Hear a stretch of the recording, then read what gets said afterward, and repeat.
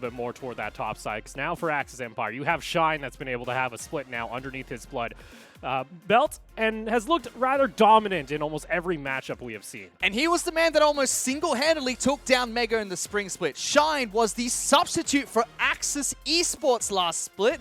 And now that they've been acquired by Empire, they come in and they looked unstoppable with Shine on the top lane. A split-pushing threat, often drawing 4 to 5 bans during the ban phase just to try and target his champion pool.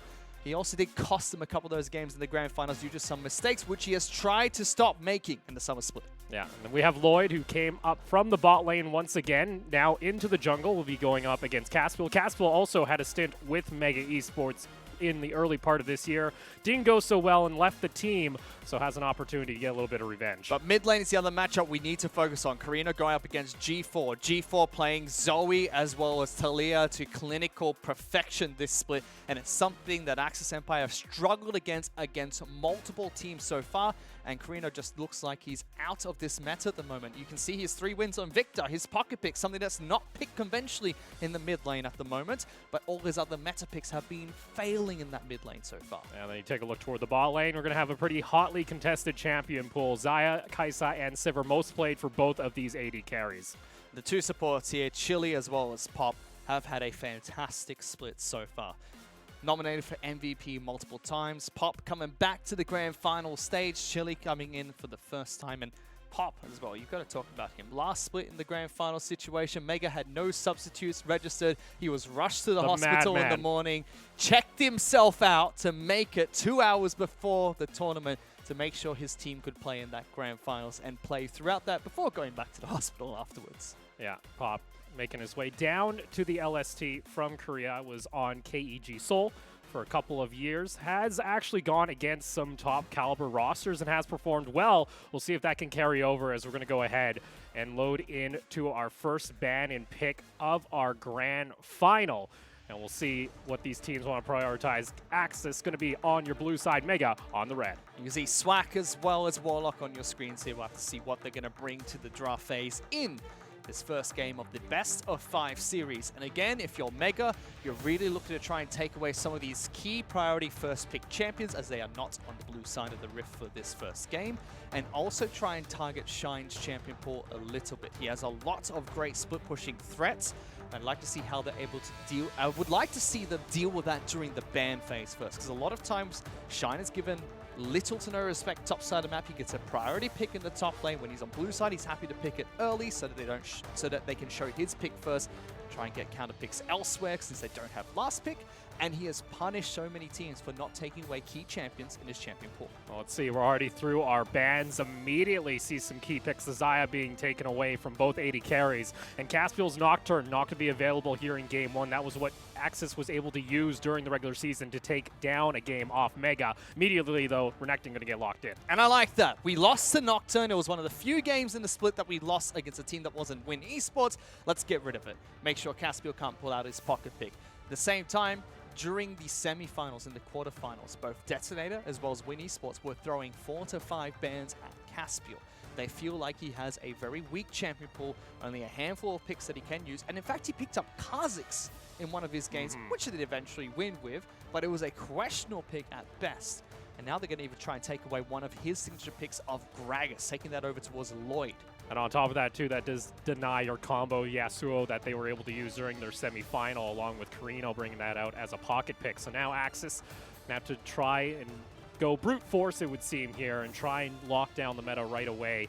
Let's see, Elise being the hover, so you want to try and get some early aggression possibly up toward that top lane to help out Shine. Touch on Elise in just a second. Want to comment on Yuumi first. It is 9.16, so slightly nerfed, but Pop, when he picks up MVP, most of the time, it is when he plays Yuumi in the bottom lane. He is incredibly strong on the champion and micros Yuumi incredibly well, bouncing between not only champion to champion, but also blocking kills, key skill shots by latching off of a champion, taking the damage, and immediately trying to jump back on towards that champion to protect his 80 carry Daeul as much as possible. I like what Axis have done with the Renekton as well as the Elise pick. Again, no ban sword thrown towards Shine, so we could have gone, I'm going to pick Renekton or I'm going to pick Aatrox here. Goes to the Renekton, immediately they get the Elise as well. When you play against Mega, you need to have a very strong top side of the map. G4 is almost always going to go towards a wave-clearing mid lane who's good at picks, somebody like Zoe, somebody like Talia. And at the same time, Mega, Lloyd, and G4 will be roaming around top side of the map, and that will be the main powerhouse of Mega for the first 20 minutes. You need to be able to combat that and go toe-to-toe so that you can transition into the late game, where Mega are also incredibly strong without facing a deficit at that point in time. Well, already into our second ban phase. You see the bot lane has been obliterated as both carries were not locked in during phase 1. And again, the most picked for both of these players, Daeul and Blaze, not going to be available. So we'll see what Blaze wants to bring out here. Daeul, though, his Ezreal is a bit nasty. Last year during the LMS Regional Finals, Game 5, an opportunity to have a shot at Worlds. Got a pentakill, still couldn't break Machi Esports into that final. He's going to have a shot here in Game 1. And he's had a fantastic Ezreal this entire split. We do often see him on the Kai'Sa as well, Sivir, when Pop picks up Yuumi in the bottom lane. Interesting to see that Mega have been the team that decided to ban out those champions. So maybe looking for more of a passive lane in the bottom lane, something they can scale up on. Kleptomancy does wonders for Ezreal in doing just that. The abundance of gold you get from Kleptomancy helps out so well. And that's a quick lock-in of Sivir. Axis Empire are going for a kill lane against this Yuumi Ezreal. Yeah. Nautilus as well as Tristana have so much kill potential in the bottom lane. And they go for Echo as well for Carino. That's a throwback for this man. And Echo getting locked in here. We'll see what G4 wants to take up against it. Again, could be a flex of that Aatrox now into the mid lane if they want to try and use that. Rocky has played the Rise quite a bit up in top, so this wouldn't be a shock if that's the idea that Mega want to go for here. We'll have to see, though, if they shuffle that around. Still 7 seconds onto the pick. Yep, Rocky has played the Rise. I said that he's not very used to it, but he pulled it out during the semi-finals and had a very good showing on the champion too. So it could be G4 trying to take Aatrox into Echo in the mid lane. But this is what I want to see from Carino. Stop playing the Corki. Stop playing Vladimir. Stop playing the other meta champions we see in the mid lane. Carino is so good with his pocket picks, like Victor, like Echo. Play those champions. You're great at them, and your team plays around you. Carino is one of the main carries on the team. Yes, Shine will split push your way to victory. Yes, Caspiel will apply the ganking pressure that you need. But when it comes to those skirmishes and it comes to those team fights, Axis always look towards Carino and play around him.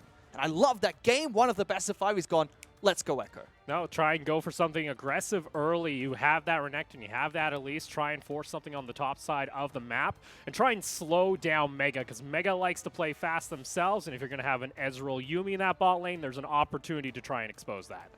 Really, really fun draft coming out for these two teams. Let's see what happens.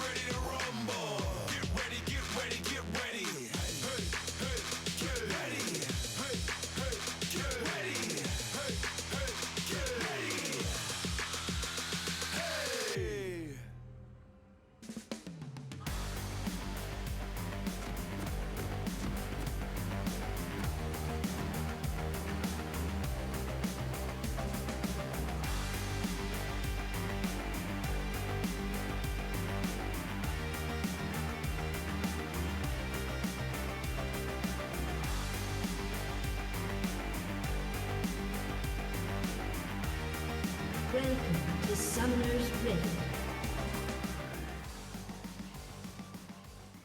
We load here. Game 1 of our grand finals. 3 games locks in your ticket to Worlds to represent Southeast Asia on the world stage. Mega, they want to have another shot at it after a disappointing MSI. And Axis looking to be the first Malaysian org to make it themselves. It'll be a long time coming for so many of these members for Axis Empire as well. Especially players like Caspiel as well as Carino, who have played on teams like the Kuala Lumpur Hunters, who even last year had a tremendous split. They looked like they were going to be the first Malaysia team to make it internationally. They qualified for Rift Rivals, had a disappointing split. Qualified for Grand Finals of the GPL, disappointed in those Grand Finals when it looked like they could actually take it all. They've done it twice this split. First in spring. Again, disappointing 3-0 against Mega, but they went the distance in those 3 games and almost took 2 of them. They came down to the split-pushing threat of Shine, who was the substitute for Axis Empire at the time, often coming in to provide that split-push threat against teams that couldn't handle it. Now they're in this position once again. They know they can take games off Mega. They did it during the regular season. One match in the best-of-3 series. But Mega have just looked so dominant this entire series. You think back, the only problems Mega have had was that single game from Caspiel picking up Nocturne in the jungle. And then the first series against Win, which, to be honest, you go back and watch, you say, okay, that's the first game anyone's ever seen of Win.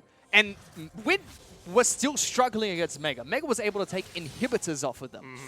And it was very close. And that was the rematch everyone was looking forward to. So besides that game, Mega have looked unstoppable this split, especially since they brought in Daewoo, who has been a superstar in the LST so far. Yeah, him and Pop also looking for their opportunity to finally shine. Pop often just in the sub-teams when it comes to the Korean scene. Hasn't been really picked up by anything big. He's been mainly just playing on KEG before coming down to the LST. Daewoo himself, back on Ever 8, had disappointing finishes during Challenger Series over there, as well as the LCK itself. We'll see if Lloyd wants to make an appearance. Wave's going to push back, though, towards Shine, so he's going to be naturally safe here. I also know there's no wards up there too. Shine hasn't put his down. There is one down here for Rocky, and they swept this. So they know this will be a clean gank if they can get it. You need to lock down Shine nice and early. But Lloyd decides not to go for it. Just helps him push out the wave slightly. And that's the first thing we should talk about. It is a top lane Aatrox in a mid lane Rise. We question if it was going to be a swap because Rocky can play the champion. And I don't mind this if you're an Axis fan. You shouldn't be too upset about getting Aatrox in the top lane, despite how popular it's been in the LST. Shine is the only player in the LST so far who has shown he knows how to play against an Aatrox top. Everyone else just falters when it comes to the matchup, no matter what champion they get. Shine has shown on both Renekton as well as Fiora. He knows how to play the matchup, and he can often win those matchups. However, Rocky is no pushover. He's a great top laner and should be able to win this matchup early on. I think towards the level 6, we'll see Renekton start to take over slightly more, especially since he's taken Conqueror as his keystone rune. And after 2 to 3 items, that's when Aatrox might be able to take the matchup back in his favor. A cheeky little thing here from Caspiel, taking a page out of Libero's book, going straight through mid lane to get that second scuttle immediately. And he can do this because Gragas showed topside for the gank. He got the first scuttle topside of the map. So he knows even if he cuts through the mid lane to get there faster, there's no way that Lloyd is going to be there to contest that scuttle. So it's a free objective, power farm a little bit more. Lloyd is wasting so much time trying to gank top lane. Their water's expired topside. Rocky's in trouble. Rocky gets the dash here with the Coup. Coon's going to land, and there's the stun. Damage is going to pile on in. It looks like Rocky going to try and kite back, wants to try and get that sweet spot. It's not going to happen, though. Does try to turn it around, though, but it's not going to happen. First blood going on over to Caspiel over Grand Final. Shine's able to pull the minion wave back towards his side of the map and is able to stay safe beyond his side of the river. That means, one, Lloyd has wasted so much time trying to get ganks off in the top lane. He lost both scuttles, he lost farm. Now he's even trying to get some counter jungling going against Caspiel to make use of the fact that Caspiel just showed top. And then Caspiel comes up, first try, and he's able to get the kill against Rocky in the top lane, which forces Rocky to burn his teleport. So now there's a teleport advantage on a Renekton top, who picked up an assist and already has ninja tabbies. That's a really good early play coming up from Caspiel. On top of that, too, you're going to hit level 6 here soon in that bot lane. Both supports now at level 4. You see that level 6, you might see that kill lane we've been waiting for here, as so far it's been rather quiet from Blaze and Chili in the early levels. It has been, and although this is a kill lane for Axis Empire, Blaze and Chili have taken quite a bit of harass here from Pop as well as Daewoo. You see Blaze is at half his hit points. Threads him there quite nicely. Still playing so aggressive despite the fact that if a single Nautilus hook connects here, could be lights out for the bottom lane. But I guess no heal on Blaze. Heal exhaust ready for Pop. Probably not going to happen. They might have to force the teleport to come back into this bottom lane. We'll see here again. Just some little checks coming out from Carino. Keeps using that parallel conversions. Against it's 9.16. Back toward the top lane, though. Oh, that's going to be ultimate popped here by Shine. Lloyd is nearby. Rocky has his ult as well, so Beatty deciding not to go for it. Carino doesn't have a whole lot of mana here, trying to thread back that ultimate to try and turn that one around possibly, but G4 lets him go with his life. A little bit trigger happy coming out from Shine. Uses his first ultimate on a whiffed gank. They do get the flash for it, but if he had held that ultimate a little bit longer, he'd be much safer as he pushes out here against Rocky. One of the things he can use his ultimate for the Dominus is if a gank comes through from Lloyd, he could put on a lot of pressure towards Rocky as well as Lloyd and say, you know what, with my ultimate, I might be able to take you on 2-on-1. Without that, there is a window of opportunity for Lloyd to try and look for a gank top side of the map. And at the same time, he does push back against Shine. Caspiel's got a rinse and repeat gank waiting for him against onto the safe drops. Yeah. And meanwhile, we have second buff rotation now spawning in, so Lloyd's just going to be happy taking that scuttle on the bot side. Lots of vision in the river. It is only a Cloud Drake, though, to start off our series, so nothing high priority like an Infernal that we saw a lot during our semis. And this is something we need to point out for Mega. Look at the mini-map on the bottom right-hand side of the map. You can see so many wards being placed out. One in the mid lane, one spotting out Raptor Camp, a control ward in the Pixel Brush in the river, one in the bottom lane brush that there's just expired, and Scuttle Crab.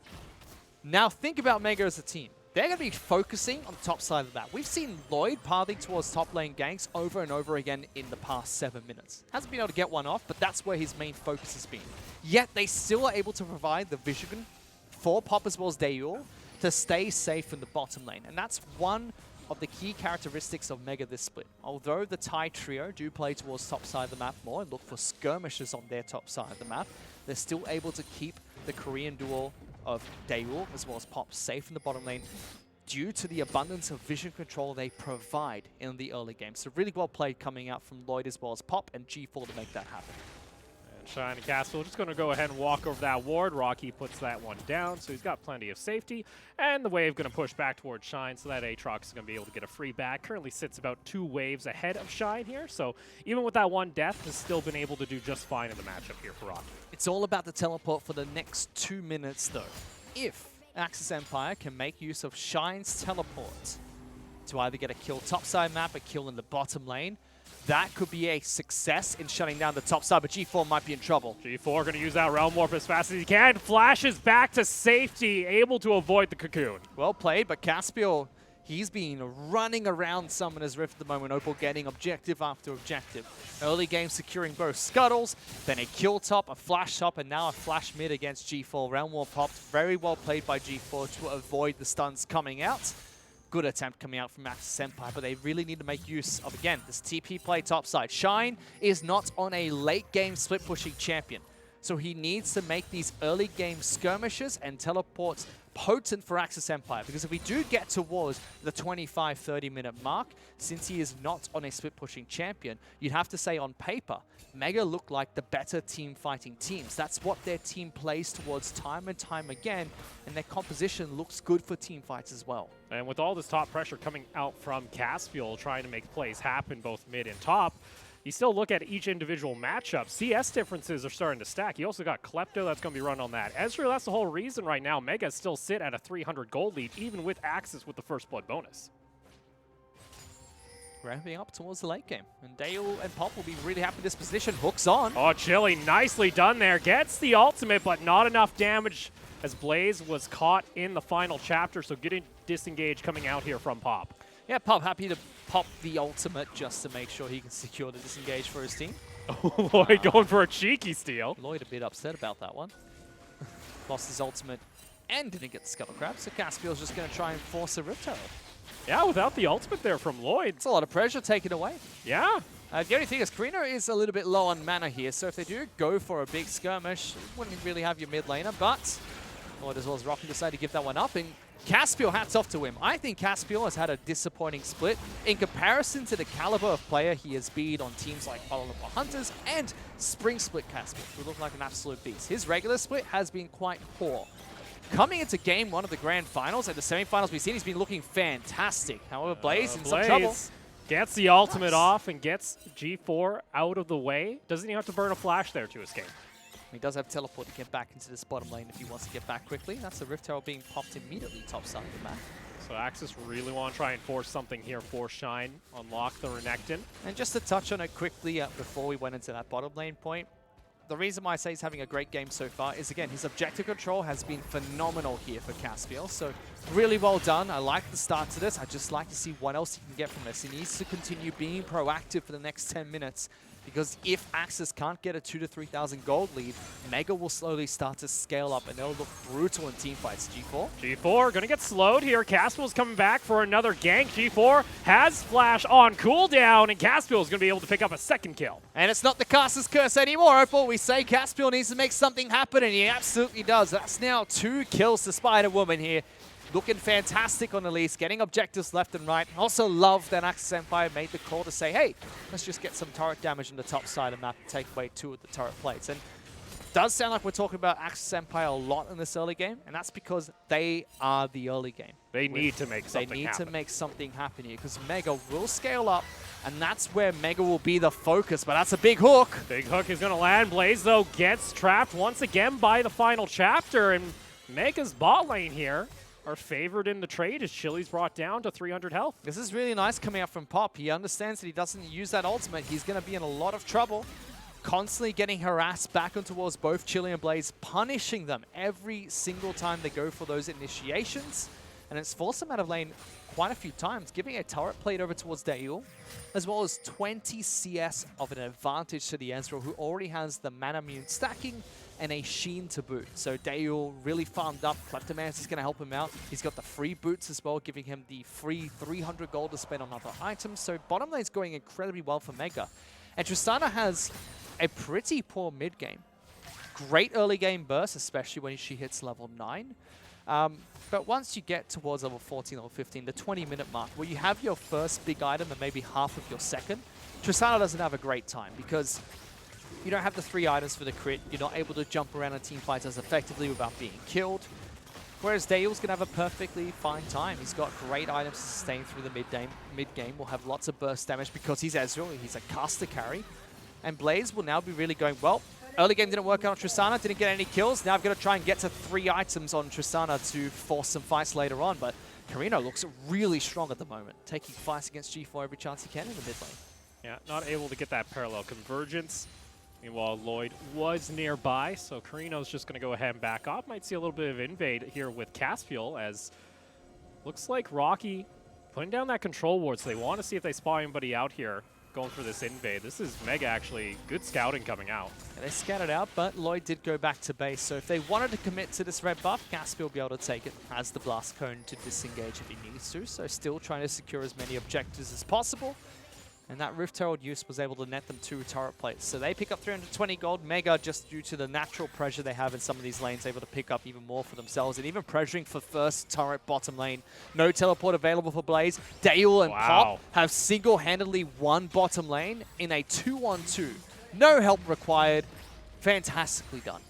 Yeah, Blaze getting poked out immediately after the teleport there. So that's going to be first brick going in favor of Mega, as they get only their first tower here. Teleport, though, is going to come out. Caspiel is also nearby. Rocky going to pop that ultimate immediately. Caspiel lands the cocoon, gets out of the infernal chains. Now Shine wants to go ahead and jump in onto the action. Carino's also over here. Rocky's trying to make the 1v3 happen, but it's not going to work as Shine picks up the kill. Putting a lot of focus on the top side of the map against Rocky. And, you know, I like this. This is Axis win condition, getting Shine ahead. I just would have liked if they went towards something more risky in this first game. Something like the Fiora top lane, which means that even though Blaze and Chili are having such a hard time on the bottom side of the map, Shine would become a big win condition. On Renekton, still very strong. You get towards your 2-3 items. He is incredibly potent, especially when ahead. Just not the 6-item hyper carry that Fiora can be winning you games just by having 6 items themselves. Look at this, though. Shine and Caspiel. Fate going back to base. Daeul and Pop only coming up toward the top lane to clear out the minions. So they're not able to get a quick jump, but they might get some. Do they wait for Aatrox? Do they just wait for Aatrox to show? They were trying to. I think they will. No, okay, Shine went out. Unless Caspiel's going to wait in the bush. I don't think he's actually left. Caspiel hasn't left. I thought they'd be really cheeky and show Nautilus top and then have both of them come out for the surprise gank. They're not going to make such a silly play that I would have suggested them to do. He hasn't left there, Caspiel. Caspiel, you really need this to pay off.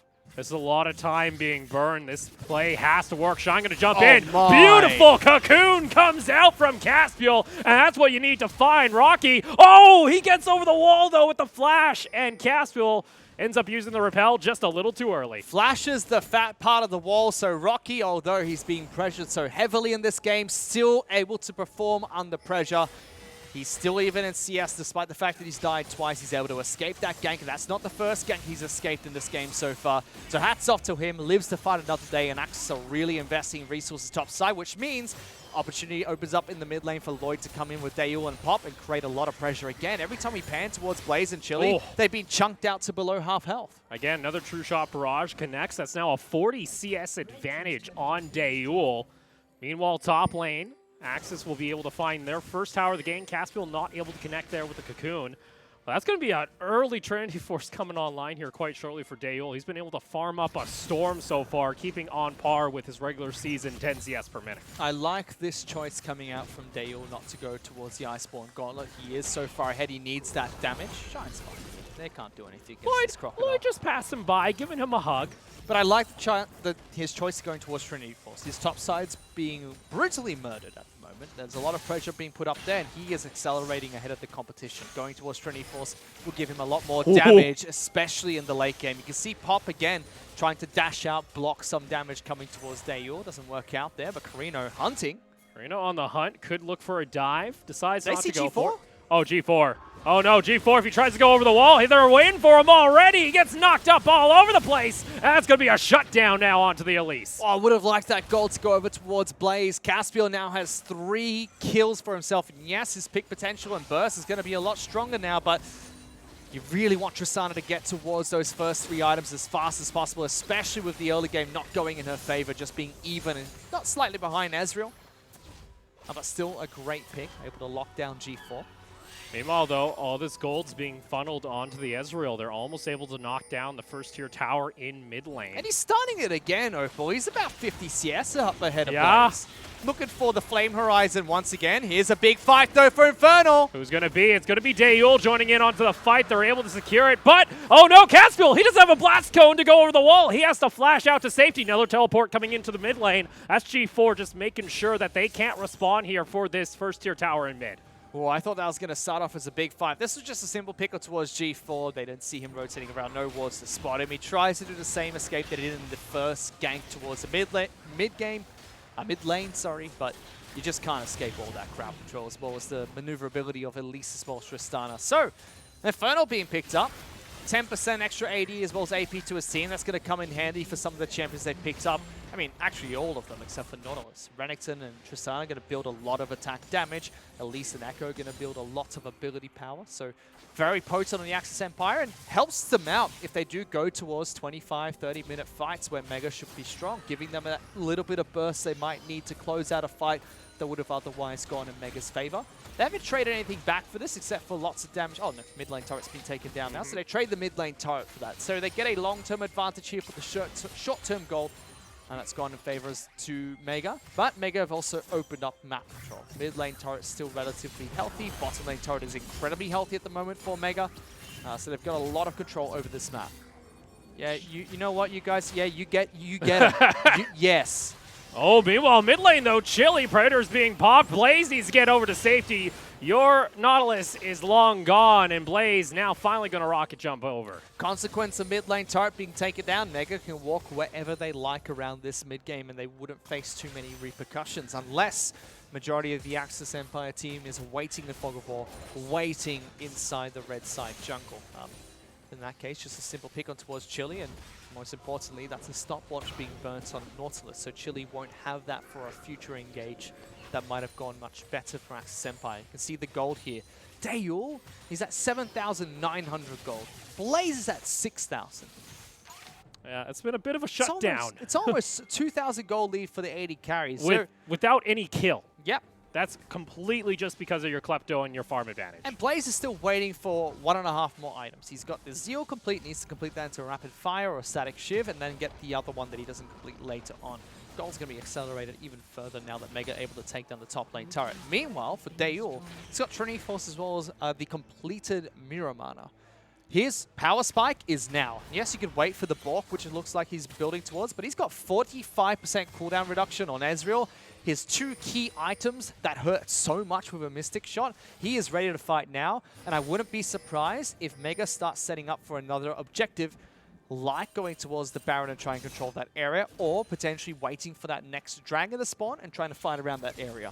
Because, oh, Shine went over the wall. He's forced to flash away immediately, and Rocky and Lloyd might just try and jump in on top of him. Lloyd goes down pretty low. He's going to have to flash out to safety. Shine, though, gets caught rotating through the jungle, and that's happened before with Axis. He had half a mind about how he wanted to escape there. Flashes over, sees way too many members, and decides to commit, but nobody else from Axis Empire there to back him up. Shine is leading this entire game when it comes to amount of gold that he currently possesses, but even with the Spear of Sojin and the Black Cleaver ready, his team is just not willing to get in that position again because Mega took down all the outer turrets. They have so much control over the map that if Axis Empire want to rotate to that fight, they have to go through so much damage for the poke that Ezra's going to dish out. Potentially a bad engage that could go in favor of Mega.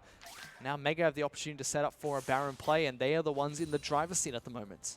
Carino hiding out here in the brush. He's going to go back to base. Oddly enough, picking up the Nashers as his second item on Echo. Of a throwback pickup there. You don't really see that being played on the Echo anymore. Yeah, looking for a little bit more Attack sustained speed. damage. 3 auto attack proc, which is common with all the champions being designed these days. Chili, you gotta watch out. That's 2 Qs hitting, and he's already close to half health. Yeah, Dayul does a decent chunk of damage, guys. You gotta respect him a little more. Just go back to that Echo point. Doesn't surprise me too much. Again, it's Carino. He'll play his pocket picks with his pocket builds over and over again. Hasn't done too much for the team. He's down about 50 CS against G4's Rise, and we haven't seen any big team fights take place between Axis Empire as well as Mega, but I believe we'll see one soon. This is another Infernal. Mega will want to equalize the Infernal disadvantage that Axis have been able to pick up for themselves, and again, look at how they zone them away from even getting vision down.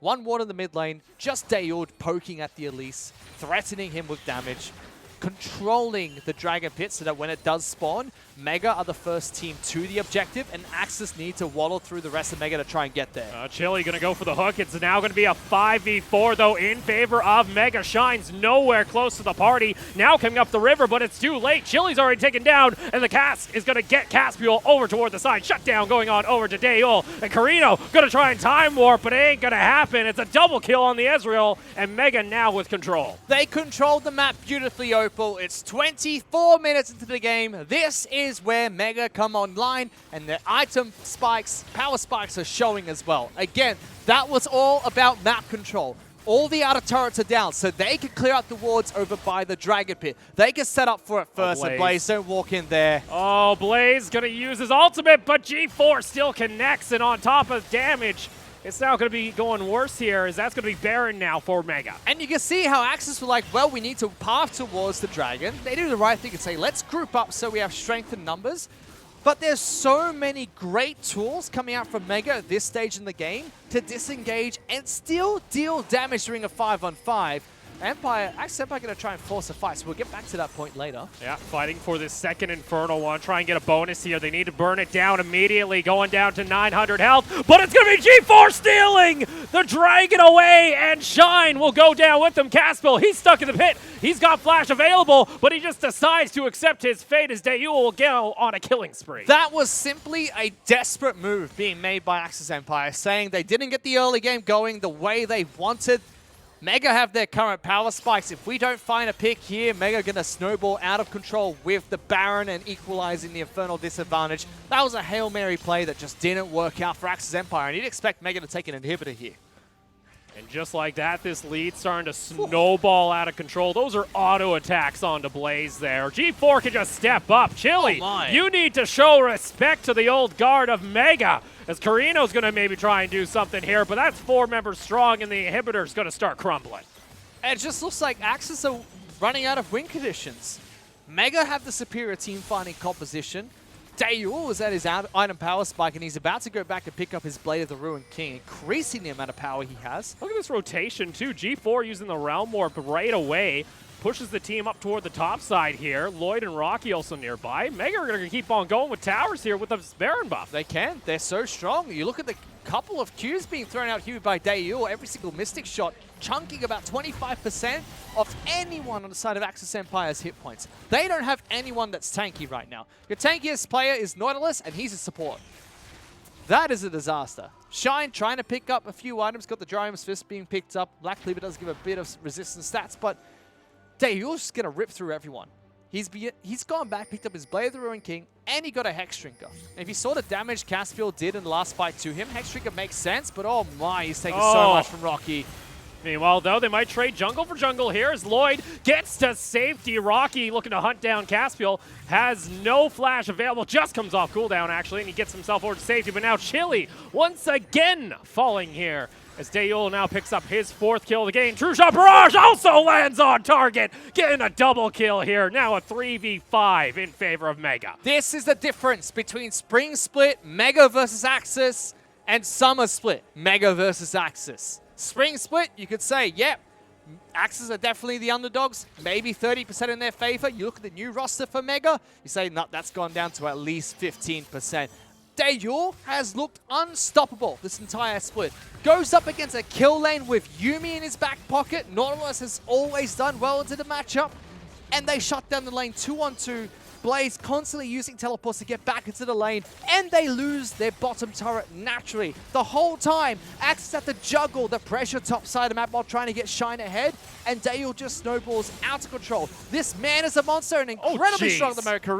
Carino trying to make a play, going to use his ultimate to get back, but he's still going to get rooted down, and the Spell Flux is going to travel. G4 is unstoppable, and it is just a slaughter so far here as Mega are running a stampede on the Empire. Double kill being picked up by G4 topside, but that's just all flavor text at this point in time because Daeyul and Pop are single-handedly trying to win the game for Axis. Final chapter being popped immediately. Hook is going to land. Daeyul gets back over to safety. Casket puts Chili back into the corner. Daeyul, the title, can go with the entire team as they are dominating over Axis Empire. In game 1 of their grand final, they clean house in 28.5 minutes. With a 13,000 gold lead at the very end there.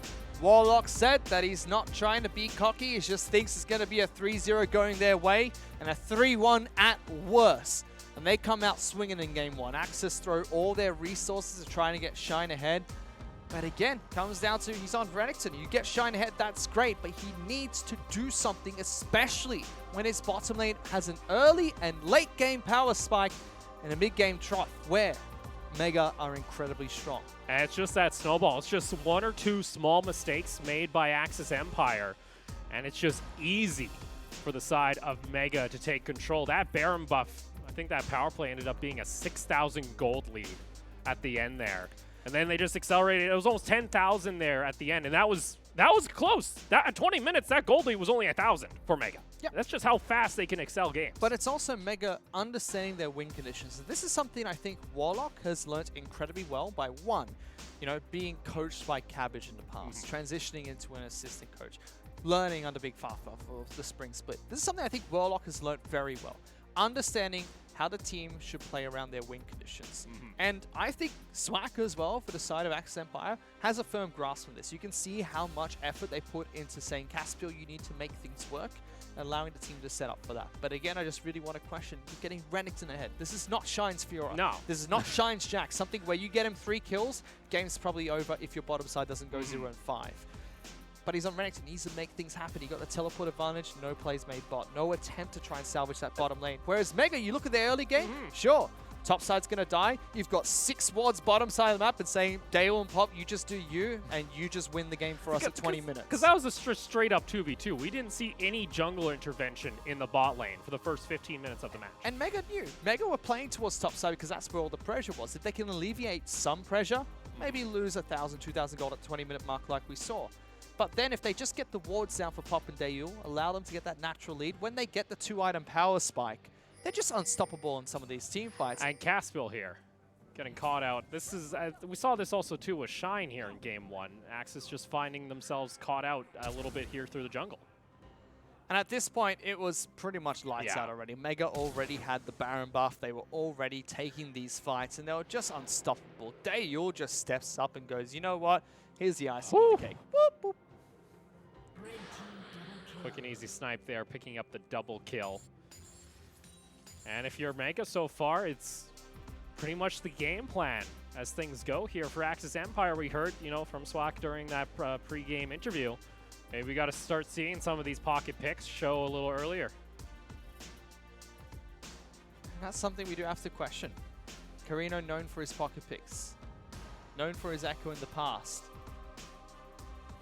What was the objective with the Echo this game? I understand it works well with Elise. It applied pressure, like G4 did get killed, yeah, or at least sent out, but G4 though was 50 CS hello, up. 50 CS up. I don't care, you're still getting clapped in Doesn't lane. care. Caspiel put in a lot of work there, and I feel like there was setup potential. The MVP does go over towards Daeyul, rightfully so. 34% of his team's damage share. On Ezreal in the bottom lane, where majority of, until 20 minutes in the match, he was just isolated free farming. Unbelievable job coming out from this man. Daeyul staying strong here in our grand final after a great performance during regular season. Most MVPs for Mega, Daeyul. Picked up the most MVPs for his team. And again, rightfully so. Ever since he's joined the league, it just looks like there's no AD carry in our league, besides, surprisingly, White Wing from Armor Project. Yeah.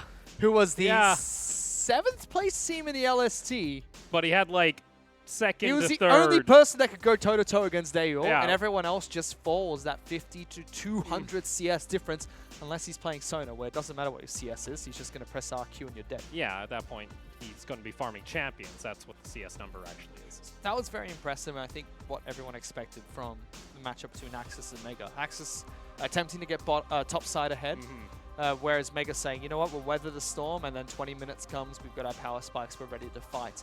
I'm curious what's going to change going into the next game, because again, I like the idea of getting Elise having a lot of pressure on every single lane. Every single lane Elise had kill threat. But I didn't like that we didn't see any of that transition bottom side, because that was the key threats from the side of Mega they needed to dismantle. Yeah, well, game one goes in favor of Mega. We're going to take a short break, and we'll see whether or not Axis Empire can look to try and tie up the series.